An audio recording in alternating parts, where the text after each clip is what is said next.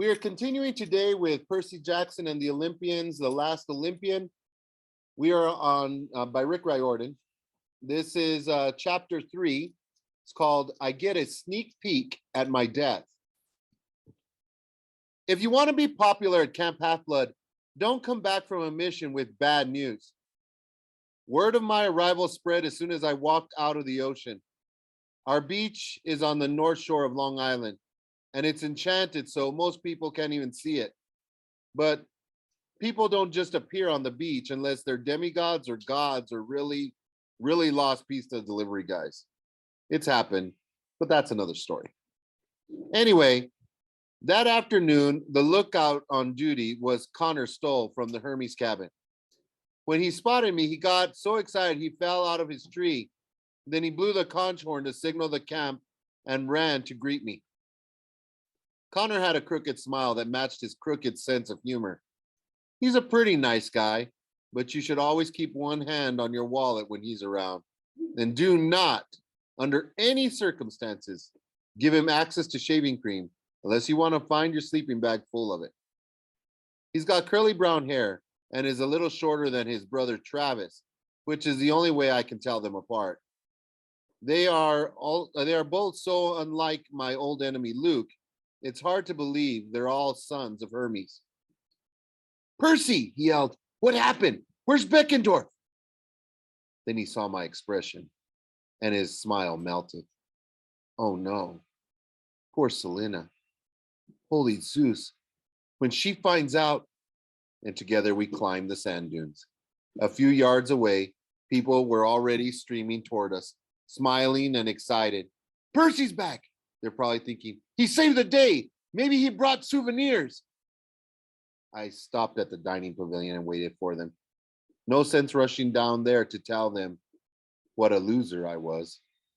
I gazed across the valley and tried to remember how Camp Half-Blood looked for the first time I ever saw it. That seemed like a bajillion years ago. From the dining pavilion, you could see pretty much everything. Hills ringed the valley. On the tallest Half-Blood hill, Dahlia's pine tree stood with the golden fleece hanging from its branches, magically protecting the camp from its enemies.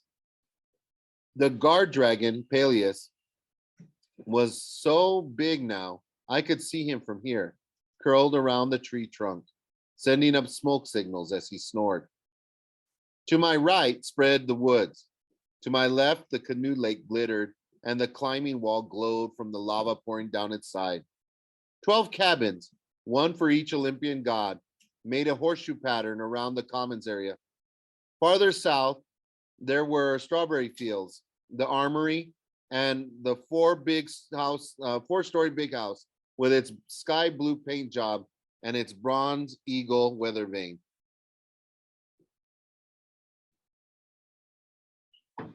Sorry. In some ways, the camp,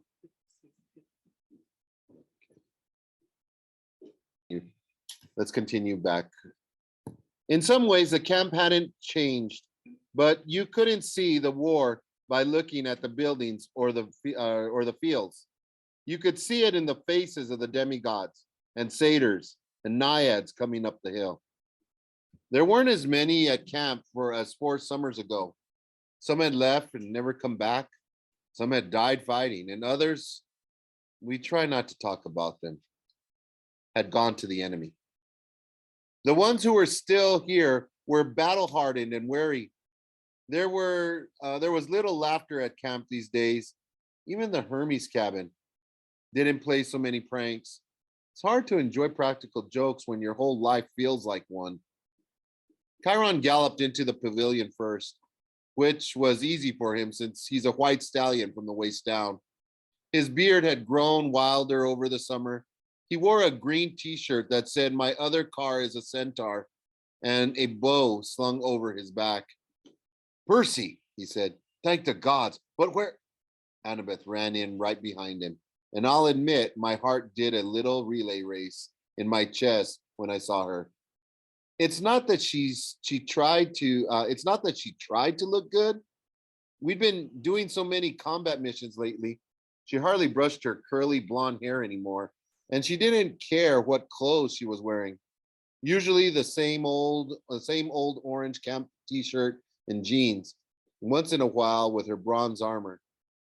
Her eyes were stormy gray. Most of the time, we couldn't get through a conversation without trying to strangle each other. Still, just seeing her made me feel fuzzy in the head. Last summer, before Luke had turned into Kronos and everything went sour, there had been a few times when I thought maybe, well, we might get past the strangle each other part phase. What happened? She grabbed my arm. Is Luke?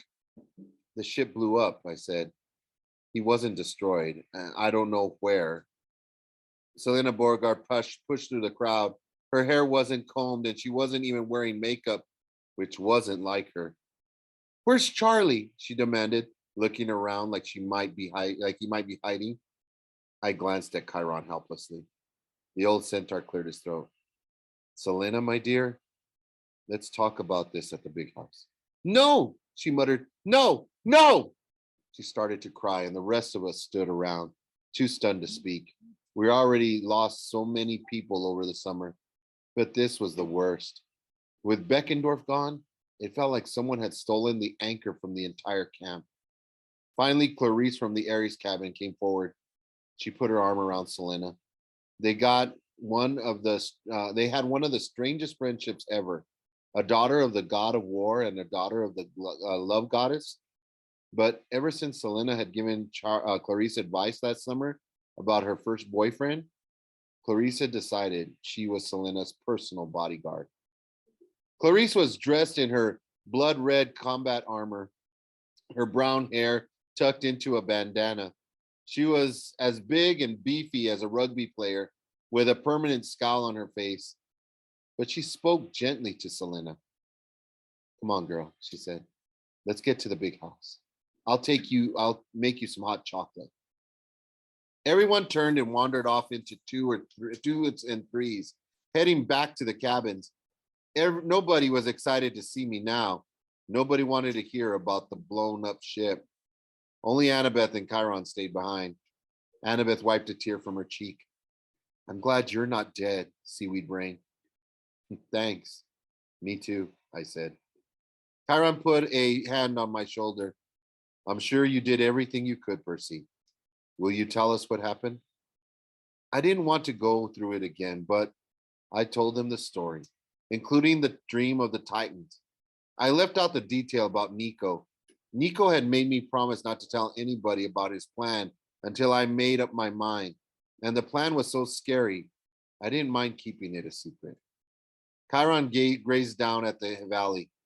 We must call a war council immediately to discuss this spy and other matters. Poseidon mentioned another threat, I said, something even bigger than the Princess Andromeda. I thought it might be that challenge the Titan had mentioned in my dream. Chiron and Annabeth exchanged looks, and they knew something I didn't.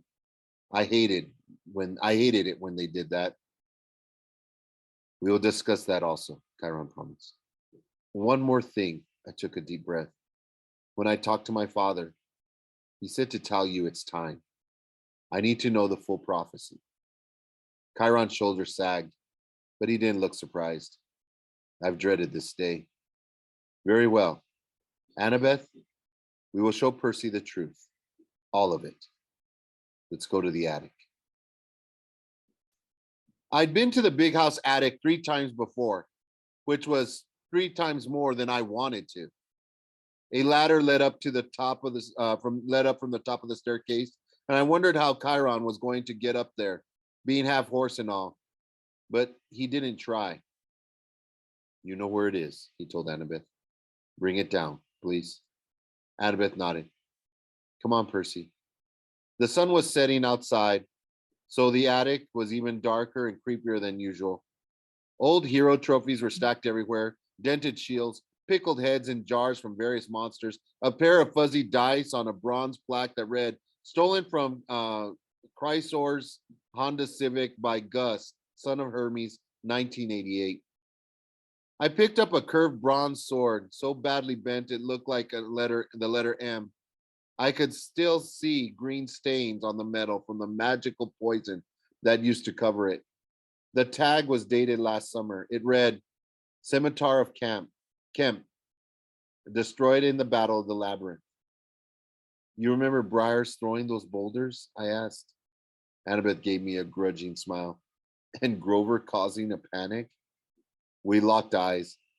I thought of a different time last summer under Mount St. Helens when Annabeth thought I was going to die, and then she kissed me. She cleared her throat and looked away. Prophecy. All right. I put down the scimitar. Prophecy. We walked over to the window. On a three-legged stool sat the oracle, a shriveled female mummy in a tie-dye dress. Tufts of black hair clung to her skull. Glassy eyes stared out of her leathery face. Just looking at her made my skin crawl. If you want to leave camp during the summer, it used to be you had to come up here to get a quest. This summer, the rule had been tossed. Campers left all the time to combat missions. We had no choice if we wanted to stop. Kronos. Still, I remember too well the strange green mist, the spirit of the oracle that lived inside the mummy. She looked lifeless now, but whenever she spoke a prophecy, she moved. Sometimes fog gushed out of her mouth and created strange shapes. Once she even left the attic and taken a little zombie stroll into the woods to deliver a message. I wasn't sure what she'd do for the great prophecy. I half expected her to start tap dancing or something. But she just sat there like she was dead, which she was. I never understood this, I whispered. What? Annabeth asked. Why, it's a mummy. Percy, she didn't used to be a mummy. For thousands of years, the spirit of the oracle lived inside a beautiful maiden. The spirit would be passed on from generation to generation. Chiron told me she was like that 50 years ago. Annabeth pointed at the mummy, but she was the last. What happened? Annabeth started to say something, then apparently changed her mind. Let's just do our job and get out of here. I looked nervously at the oracle's withered face. So what now? Annabeth approached the mummy and held out her palms.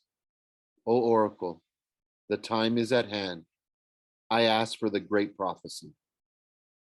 I braced myself, but the mummy didn't move. Instead, Annabeth approached and unclasped one of its necklaces. I'd never paid too much attention to the jewelry before. I figured it was just hippie love beads and stuff. But when Annabeth turned toward me, she was holding a leather pouch like a Native American medicine pouch on a cord, braided with feathers. She opened the bag and took out a roll of parchment, no bigger than her pinky. No way, I said. You mean all these years I've been asking about this stupid prophecy, and it's been right there around her neck? The time wasn't right, Annabeth said. Believe me, Percy, I read this when I was 10 years old, and I still have nightmares about it. Great, I said. Can I read it now? Downstairs at the War Council, Annabeth said. Not in front of you know who. You know. I looked at the glassy eyes of the oracle and decided not to argue. We headed downstairs to join the others. I didn't know it then, but it would be the last time I ever visited the attic. The senior counselors had gathered around the ping pong table. Don't ask me why, but the rec room had become the camp's informal headquarters for ward councils. When Annabeth, Chiron, and I came in, though, it looked more like a shouting match. Clarice was still in full battle gear. Her electric spear was strapped to her back, actually her second electric spear, since I'd broken the first one. And she called the spear Maimer.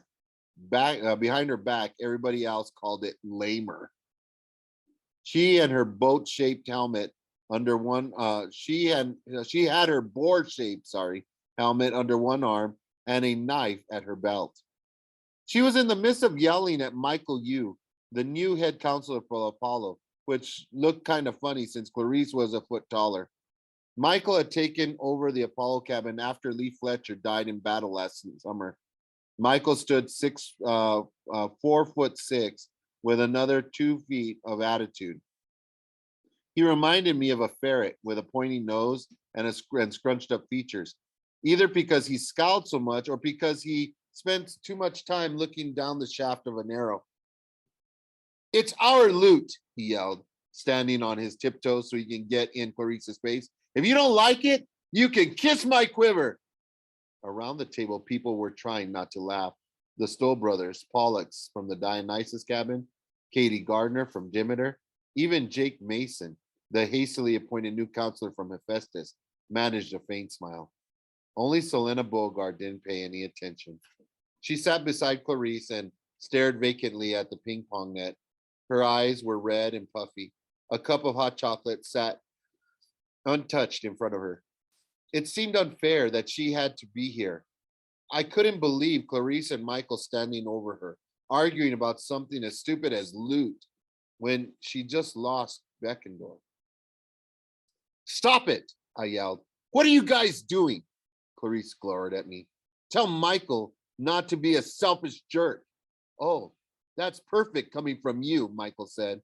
"The only reason I'm here is to support Selena." Clarice shouted. "Otherwise, I'd be back in my cabin." What are you talking about?" I demanded. Pollux cleared his throat. Clarice had refused to speak to us, to any of us, until her issue is resolved. She hasn't spoken for 3 days. It's wonderful. It's been wonderful, Travis Stoll said wistfully. "What issue?" I asked. Clarice turned to Chiron. You're in charge, right? Does my cabin get what we want or not?" Chiron shuffled his hooves. "My dear, as I've already explained, Michael is correct. Apollo's cabin has the best claim. Besides, we have more important matters." "Sure," Clarice snapped. "Always more important matters than what Ares needs. We're just supposed to show up and fight when you need us and not complain." "That would be nice," Connor Stoll muttered. Clarice gripped her knife. "Maybe I should ask Mr. D." "As you know," Chiron interrupted, his tone slightly angry now, "our director, Dionysus, is busy with the war. He cannot be bothered with this." "I see," Clarice said. "And the senior counselors? Are any of you going to side with me?" Nobody was smiling now. None of them met Clarice's eyes. "Fine," Clarice turned to Selena. "I'm sorry. I didn't mean to get into this when you've just lost. Anyway, I apologize to you. Nobody else." Selena didn't seem to register her words. Clarice threw her knife on the ping pong table. "All of you can fight this war without Ares. Until I get satisfaction, no one in my cabin is lifting a finger to help. Have fun dying." The counselors were all too stunned to say anything as Clarice stormed out of the room. Finally, Michael Yu said, "Good riddance." "Are you kidding?" Katie Gardner protested. "This is a disaster." "She can't be serious," Travers said. "She can't." Chiron sighed. "Her pride has been wounded. She'll calm down eventually," but he didn't sound convinced. I wanted to ask what the heck Clarice was so mad about, but I looked at Annabeth and she mouthed the words, "I'll tell you later." Now, Chiron continued, "If you please, counselors, Percy has brought something I think you should hear. Percy, the great prophecy." Annabeth handed me the parchment. It felt dry and old, and my fingers fumbled with the string. I uncurled the paper, trying not to rip it, and began to read. "A half-blood of the eldest dogs." Percy? And Annabeth interrupted. "That's gods, not dogs." "Oh, right," I said. Being dyslexic is one mark of a demigod, but sometimes I really hate it. The more nervous I am, the worse my reading gets. "A half-blood of the eldest gods shall reach 16 against all odds." I hesitated. staring at the next lines. A cold feeling started in my fingers as if the paper was freezing. And see the world in endless sleep. The hero's soul, cursed blade, shall reap. Suddenly, Riptide seemed heavier in my pocket. A cursed blade? Chiron once told me that Riptide had brought many people sorrow. Was it possible my own sword could get me killed? And how could the world to fall into endless sleep unless that meant death? Percy, Chiron urged, read the rest. My mouth felt like it was full of sand, but I spoke the last two lines. A single choice shall end his days. Olympus to pursue, preserve, Annabeth said gently. It means to save. I know what it means, I grumbled. Olympus to preserve or raise. The room was silent. Finally, Concert Soul said, raise is good, isn't it? Not raise, Selena said, her voice hollow, but I was startled to hear her speak at all. R-A-Z-E means destroy. Obliterate, Annabeth said. Annihilate. Turn to rubble. Got it. My heart felt like lead. Thanks. Everybody was looking at me with concern or pity or maybe a little fear. Chiron closed his eyes as if he were saying a prayer. In horse form, his head almost brushed the lights in the rec room. Now you see, Percy? You see now, Percy, why we thought it was best not to tell you the whole prophecy. You had enough on your shoulders. Without realizing I was going to die in the end anyway, I said. Yeah, I get it. Chiron gazed at me sadly. The guy was 3,000 years old. He'd seen hundreds of heroes die. He might not like it, but he was used to it. He probably knew better than to try to reassure me.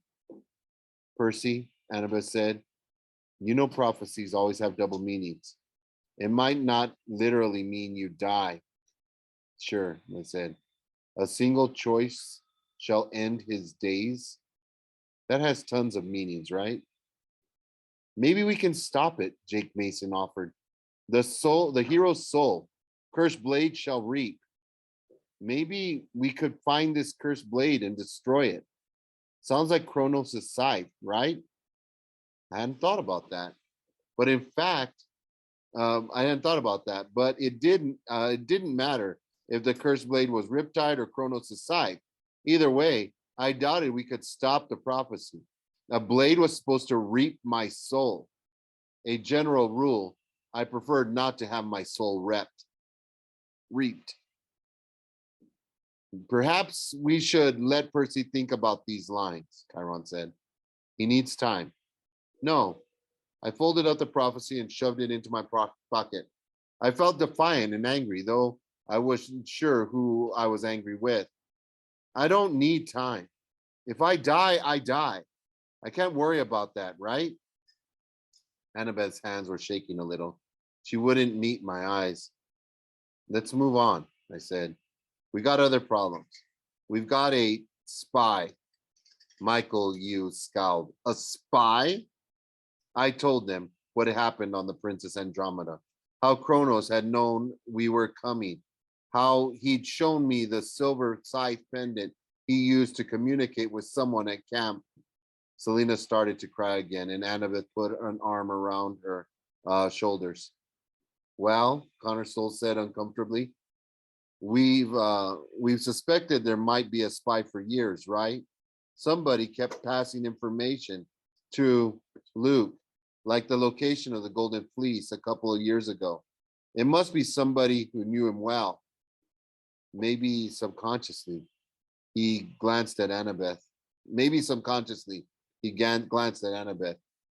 She'd known Luke better than anyone, of course, but Connor looked away quickly. I mean, it could be anybody. Yes, Katie Gardner frowned at the Stoll brothers. She disliked them ever since they decorated the grass roof of the Demeter cabin with chocolate Easter bunnies, like one of Luke's siblings. Travis and Connor both started arguing with her. Stop! Selena banged the table so hard her hot chocolate spilled. Charlie's dead, and you're all arguing like little kids. She put her head down and began to sob. Hot chocolate trickled off the ping pong table. Everybody looked ashamed. She's right, Pollock said at last. Accusing each other doesn't help. We need to keep our eyes open for a silver necklace with a scythe charm. If Kronos had one, the spy probably does too. Michael New grunted. We need to find this spy before we plan our next operation. Blowing up the Princess Andromeda won't stop Kronos forever. No, indeed, Chiron said. In fact, his next assault is already on the way. I scowled. You mean the bigger threat Poseidon mentioned? He and Annabeth looked at each other like it's time. Did I mention I hate it when they do that? Percy, Chiron said. We didn't want to tell you until you returned to camp. You need to break with your you needed a break with your mortal friends. Annabeth blushed. It dawned on me that she knew I'd been hanging out with Rachel, and I felt guilty. Then I felt angry that I felt guilty. I was allowed to have friends outside of camp, right? It wasn't like, tell me what's happened, I said. Chiron picked up a bronze goblet from the snack table. He tossed water into the hot plate where we usually melted nacho cheese. Steam billowed up, making a rainbow in the fluorescent lights. Chiron fished a golden drachma out of his pouch, and tossed it through the mist and muttered, "O Iris, goddess of the rainbow, show us the threat." The mist shimmered, and I saw the familiar image of a smoldering volcano, Mount St. Helens. As I watched, the side of the mountain exploded. Fire, ash, and lava rolled out. The newscaster voice was saying, even larger than last year's eruption, and geologists warn that the monster may not be done. That the mountain may not be done. I knew all about last year's eruption. I'd caused it. But this explosion was much worse. The mountain tore itself apart, collapsing inward, and an enormous form rose out of the smoke and lava like it was emerging from a manhole. I hoped the mist would keep the humans from seeing it clearly, but because what I saw would have caused panic and riots across the entire United States. The giant was bigger than anything I'd ever encountered.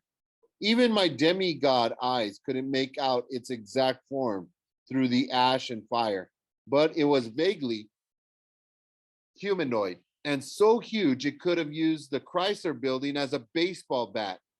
The mountain shook with a horrible rumbling, as if the monster were laughing. It's him, I said. Typhoon. I was seriously hoping Chiron would say something good like, no, that's our huge friend Leroy. He's going to help us. But no such luck. He simply nodded. The most horrible monster of all. The biggest single threat the gods ever faced. He has been freed from under the mountain. At last. But this scene is 2 days ago. It was from 2 days ago. Here is what is happening today. Chiron waved his hand and the image changed. I saw a bank of storm clouds rolling across the Midwest plains. Lightning flickered. Lines of tornadoes destroyed everything in their paths, ripping up houses and trailers, tossing cars around like matchbox toys. Monumental floods, an announcer was saying. 5 states declared disaster areas as the freak storm system sweeps east, continuing its path of destruction. The camera zoomed in on a column of storm bearing down on some Midwest city. I couldn't tell which one. Inside the storm, I could see the giant. just small glimpses of his true form: a smoky arm, a dark claw hand the size of a city block. His angry roar rolled across the plains like a nuclear blast. Other smaller forms darted through the clouds, circling the monster. I saw flashes of light and realized that the giant was trying to swat them. I squinted and thought I saw a golden chariot flying into the blackness. Then some kind of huge bird, a monstrous owl, dived in to attack the giant. Are those the gods? I said. Yes, Percy, Chiron said. They've been fighting him for days now, trying to slow him down. But Typhoon is marching forward, near or toward New York, toward Olympus. I let that sink in. How long until he gets here? Unless the gods can stop him, perhaps 5 days. Most of the Olympians are there, except your father, who has a war of his own to fight. But then who's guarding Olympus? Connor Stoll shook his head. If Typhoon gets to New York, it won't matter who's guarding Olympus. I thought about Kronos' words on the ship. I would love to see the terror in your eyes when you realize how I will destroy Olympus. Was this what he was talking about? An attack by Typhoon? It was sure terrifying enough, but Kronos was always fooling us, misdirecting our attention. This seemed too obvious for him. In my dream, the Golden Titan had talked about several more challenges to come, as if Typhoon were only the first. It's a trick, I said. We have to warn the gods. Something else is going to happen. Chiron looked at me gravely. Something worse than Typhoon? I hope not. We have to defend Olympus, I insisted. Kronos has another attack plan. He did, Travis Stoll reminded me, but you sunk his ship. Everyone was looking at me. They wanted some good news.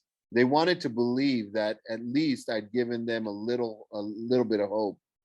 I glanced at Annabeth. I could tell we were thinking the same thing. What if the Princess Andromeda was a ploy? What if Kronos let us blow up that ship so we'd lower our guard? But I wasn't going to say that in front of Selena. Her boyfriend had sacrificed himself for that mission. Maybe you're right, I said, though I didn't believe it. I tried to imagine how things could get much worse. The gods were in the Midwest fighting a huge monster that had almost defeated them once before. Poseidon was under siege and losing a war against the sea titan Oceanus. Kronos was still out there somewhere. Olympus was virtually undefended. The demigods of Camp Half-Blood were on their own with a spy in their midst. Oh, and according to ancient prophecy, I was going to die when I turned 16, which happened to be in 5 days, the exact same time Typhoon was supposed to hit New York. Almost forgot that. Well, Chiron said, I think that's enough for one night. He waved his hand and the steam dissipated. The stormy battle of Typhoon and the gods disappeared. That's an understatement, I muttered. And the war council adjourned.